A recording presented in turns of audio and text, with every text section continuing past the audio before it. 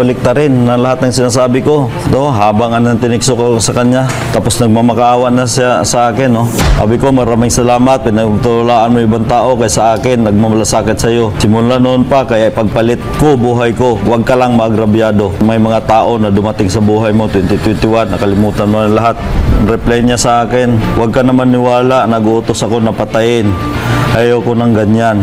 Sana maayos pa, samahan natin. Tapusin na natin ang gulo tayong dalawa kung okay sa'yo. Ito na lang yung last text niya. May panahon pa magbago ang mga tao. Ang sabi ko sa kanya, sige, Panginoon na lang bahala sa inyo. Meron pa akong boses nila dalawa na konversasyon ng isang artista. Plano niya itong patayin yan lahat. Ito nga daw mga idol ang isa sa mga ebidensya na tinatabi nga mga idol ni alias Totoy, na kung saan nga mga idol ay mayroon silang conversation ni Atong Ang na nagmamakaawa di umano na sila ay magkaayos. Makikita nga natin nga mga idol at maririnig na matagal na nga magkasama itong si Atong Ang at si alias Totoy, na kung saan nga ay tinuring pa nila ang isa't isa na mag-ama. Sabi ko na doon, mag-isip ka doon, kung ano man ang mga huwag ka na magsinungaling. Tinuri kita parang anak ko Hindi ko alam na ganyan kakasama. Pati ako, papatayin mo pa, kikidnapin mo pa ako. At kung tinuri nga mga idol na isang anak ni Atong Ang si alias Totoy, ay ganoon din naman mga idol ang turing ni alias Totoy kay Atong Ang, na kung saan nga mga idol ay umabot lamang sa sukdulan, kaya hindi sila nagkaunawaan. Tinuring ko siyang tatay, umiiyak nga ako sa harap niya pag may mga problema ako. Pero ang hindi ko matanggap, Cyril, yung patayin niya buong pamilya ko. Okay lang sana na ako lang yung patayin niya, tanggap ko yun. Pero ubusin niya yung pamilya ko, hindi ko matanggap yan. Katulad ng sinabi ko, inupiran niya ako ng pera para ayusin, hindi kaya ng konsensya ko natanggapin yung inoper niya. Baliktarin na lahat ng sinasabi ko. Habang tinikso ko sa kanya, tapos nagmamakaawa na siya sa akin.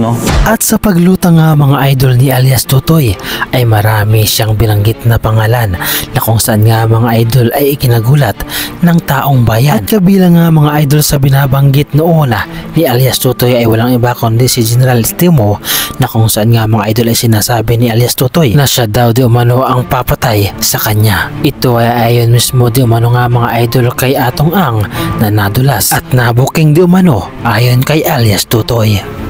Alam mo ito si Mr. Atong Ang, chismoso rin kasi ito. Totoo.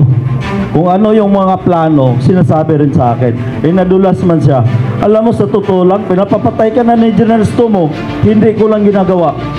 At ang mga aligasyon nga mga idol ni alias Totoy ay binanatan ni General Estomo, na kung saan nga mga idol ay sinasabi na di umano nga ay sinungaling si alias Totoy, at ang lahat ng sinasabi niya ay pawang kasinungalingan, na kung saan ay dinamay pa daw di umano ang kanyang pangalan. At ang sinasabi daw nga mga idol ni alias Totoy na siya ay kakilalang personal ni Atong Ang ay hindi daw totoo.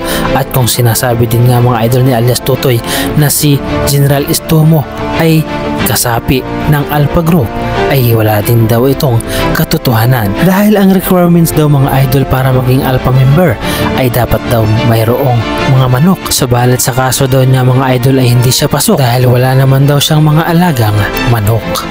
Actually, tatlong issue ang gusto kong i-clarify dito. Una, parang sinasabit ako sa missing sabongero na yan. Yeah, po. Pangalawa, yung sinasabi niyang member daw po ako ng Alpha Group. Then, pangatlo, yung pinapatay ko raw siya. Unahin ko yung first issue. Dinadawit po ako sa missing sabongero. Kung mapansin natin, nangyari yung incident na yan 2021. Parang napaka-imposible because during that time, I was the regional director of Bicol Region. Saka kung mapansin natin, yung mga binabanggit niya mga pulis, halos assign lahat sa Calabarzon. Siguro maniniwala tayo na involved ako sa missing sabongero na yun. Kung mayroong mga involved, mga pulis, galing ng Bicol Region. Na-under sa'yo? Na-under sa akin. Hindi po ba ever naging Calabarzon Police Director? Hindi po ba kayo naging... Hindi po ako naging hepe ng Calabarzon. Nung nangyari po yung incident na yan, yung missing sabongero na yan, I was the regional director of Bicol Region, Region 5. Okay. Kaya para sa akin, napakalayo. Kaya yun ang sagot ko dyan. Hindi ako involved sa missing Sabongero. Kung totoo yan. Pangalawang issue is sinasabi niya, member ako ng Alpha Group. Ayan. Okay, ganito yan, ano? Kajeri Katunying, ano? Ako, nung lumabas po yung kwento na yan, nagtanong-tanong na rin po ako. Hindi ko talaga alam din kung ano yung Alpha Group. Yung Alpha Group na yan. So itong Alpha Group, ito talaga parang sinabi rin ni Atong Ang yan na 20 lang silang membro ng Alpha Group. 20. Yan ay para mga investor sila. Para sila ang nagpapatakbo talaga ng online sabong na yan. So in simple language, yung mga binanggit nga ni Alias Totoy na yan, wala akong kilala eh. Sinabi niya, si Gretchen Barreto, yung huli, sino to, yung sa Bisaya, yung Congressman. Bisaya. Wala akong kilala eh. Sa totoo lang eh. Saka sa totoo lang, nagtanong na rin ako, ano ba requirement maging Alpha Group? Ang requirement dyan is dapat meron kang mga manok, meron kang farm. May manok ba kayo? Wala po akong manok eh. Kaya imposible talagang mangyari na ako yung maging member ng Alpha Group. Wala akong manok. Hindi ba kayo sabongero o hindi ba kayo Actually ako, nung bata ako, Katunying, mahilig din ako sa sabong. Kaya lang nung binawal ng PNP, ang mga pulis sa sabong, tumigil po ako. Pero sa totoo lang, tao lang tayo. Passion ko rin manood ng mga sabong kasi bata pa lang ako, natuto na ako dahil sa tatay ko. So, masaya ako manood. Oo. Pero yung sinasabi nga ng ating mag-alaga, may farm ng manok pala kayo. wala po ako. Pero kay Charlie, kay Atong Ang, kayo ba may personal na relasyon, connection? Kaibigan niyo ba siya? Magkaibigan ba kayo? Magkakilala kayo? Okay. Nung nauso kasi ang online sabong na yan, kung maalala natin, legal naman siya. Nung naging RD ako ng Region 5, nagkaroon sila ng expansion. Nauso ngayon yung betting station, ang tawag. May mga betting station na ng online sabong na yan. Parang OTB, ano? So, Sa kabayo. Parang yes. off-track betting. Opo, oo. So, nung time na yon, nagkaroon ng sa Region 5, siyempre, nahingi ng tulong si Atong Ang, yun nga, expansion ng negosyo at nung time na yun, wala naman natin na legal. So, nag-isip ngayon ako na paano ko ba makilala to? So, nagkaroon ako ng opportunity sa isang kaibigan para makilala itong si Atong Ang na to. Ang purpose ko naman because I'm retiring na nga, marami na ako mga retiro at nakita ko napakagandang hanap buhay. Sino bang ayaw mabuhay? So, talagang naghanap ko ng pamamaraan, makakilala siya. Okay. First time ko lang siya nakilala. Kailan po yun? Mga anong taon? Hindi ko na maalala eh. Siguro mga 2000. Basta regional director ako ng Region 5. Mga 2022, sa Bicol pa kayo. Opo. Tapos, So, nag-meet po kayo? nag-meet kami. Unang-una. Upon your initiative? Yes po. Nag-meet kami. Una, para magpasalamat sa kanya dahil napakabuti niyang tao. Tinulungan niya yung region ko, yung Region 5 ko kasi may foundation nga siya.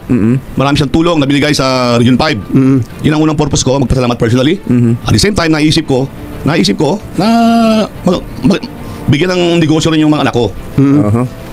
Na actually, aminin ko, nabigyan niya ako ng kaya nagkaroon ako ng 2 betting station sa General Santos City. Yan po totoo. I will not deny na Betting station ng sabong. Online sabong. Okay. Pero hindi ba dahil sa may betting station kayo, hindi ba kayo nag-qualify bilang Alpha Group na? Hindi po. Hindi talaga ako pwedeng maging mag-qualify. Una-una, wala akong manok. Doon pa actually ako nainggit nga ako sa iba. Kaya nag-start po ako, actually aminin ko, doon pa ang start ko na magkaroon ako ng breeding. Pa-breeding na ako ng manok dahil nakita ko napakagandang hanap buhay. Ang problema ay nahinto.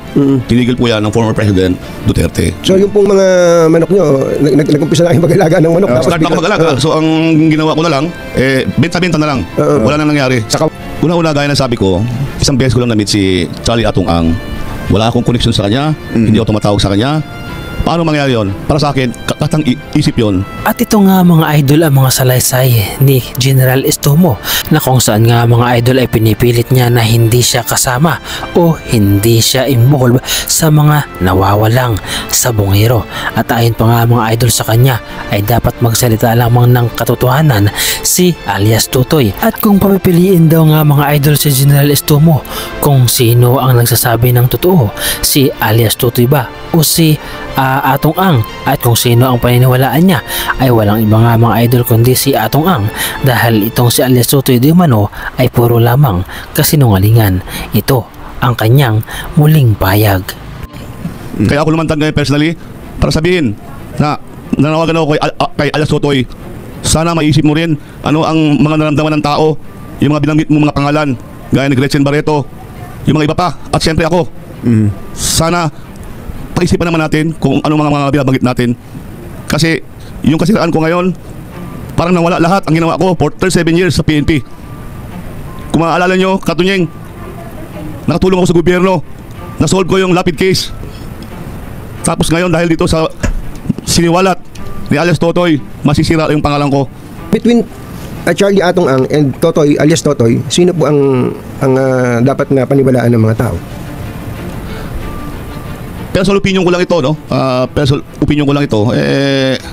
Una-una, ito si alias Totoy kasi para sa akin ang galing magawa ng kwento. Pati ako dinamay dito. So, para sa akin, sino paniniwalaan ko? Mas naniniwala ko kay Atong Ang. Itong si alias Totoy ito, marami siyang hindi magandang record. Tapos sinira pa yung pangalan ko. Ako sa totoo lang, Katunyeng, Jerry, bimildad akong officer. Naabot ko ang 3-star general. Hindi lahat-lahat naging 3-star general. At kung maalala nyo, naging contender pa ako sa Chief PNP. Tapos sisirain lang itong alias Totoy na to. So para sa akin, hindi ako naniniwala sa kanya. Dahil sinungaling isang tao, ang hilig niya magawa ng kwento, para sa akin, mukhang totoo na meron nangyaring extortion. Yung 300 million na yan. Kung ako, that's my personal opinion. Natalo siya. Tingnan mo, ang mga kalokohan itong alias Totoy na to. Tinulungan pa siya ni Atong Ang. Nakita ko sa TV. Nung eleksyon. Tumakbong mayor. Binigyan siya ng 12 million. Anong klaseng tao to? Tapos bigla babaliktad. Extortionist tong tao na to. Bakit natin paniniwalaan yan? Para sa aking pananaw mga idol, kung wala talagang kasalanan o hindi naman involved si General Estomo, ay wala siyang dapat ikatakot. Bagkus ay malakas pa ang kanyang loob na kasuhan si alias Totoy kung talagang hindi siya kasama sa tinutukoy ni alias Totoy. Subalit kung siya nga mga idol ay involved at totoong may kasalanan, ay dapat siyang managot kasama ng iba pang mga sangkot tungkol sa pagkawala ng mga sabongero. At ito din nga mga idol ang pangako ng ating Pangulo na si Bongbong Marcos sa kanyang huling suna, na kung saan nga mga idol ay sinasabi niya na hindi sila titigil hanggat hindi napapanagot ang may sala sa karumal-dumal na nangyari sa mga sabongero. Ito ay ang pangako ng ating Pangulo na si Bongbong Marcos na kahit sino pa ang masagasaan, kahit sino pa ang nasa likod nito, kilala man yan o pinakamayaman man yan, ay hindi nila ito sasantuhin at kinakailangang managot sa kanilang kasalanan.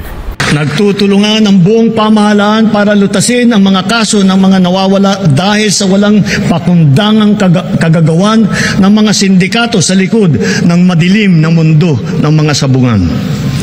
Hahabulin at pananagutin natin ang mga utak at mga sangkot, sibilyan man o opisyal.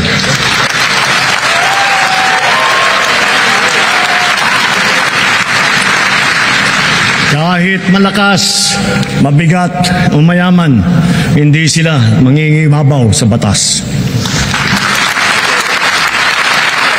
Higit sa lahat, ipararamdam natin sa mga salarin ang bigat ng parusa sa karumal-dumal na krimen ng mga ito. Ito nga mga idol ang pangako ng ating Pangulo na si Bongbong Marcos, at kung sakali nga mga idol na mapatunayan na si Atong Ang mga idol ang salarin at mastermind sa lahat ng pangyayari, ay makakakuha kaya ng hustisya ang mga kaanak ng mga nawawalang sabongero? At kahit gaano pa ito kayaman nga mga idol, ay mapapanagot kaya ito sa batas? Ito ay ating aabangan. Ano ang masasabi ninyo mga idol sa reaction video na ito? At ano ang masasabi ninyo tungkol kay General Estomo? Naniniwala ba kayo mga idol na siya ay kasabwat niya sa tinutukoy at sinasabi ni alias Totoy? Ano ang koneksyon niya sa mga nawawalang sabongero? Ibahagi mo naman mga idol ang inyong reaction at opinion sa ating comment section.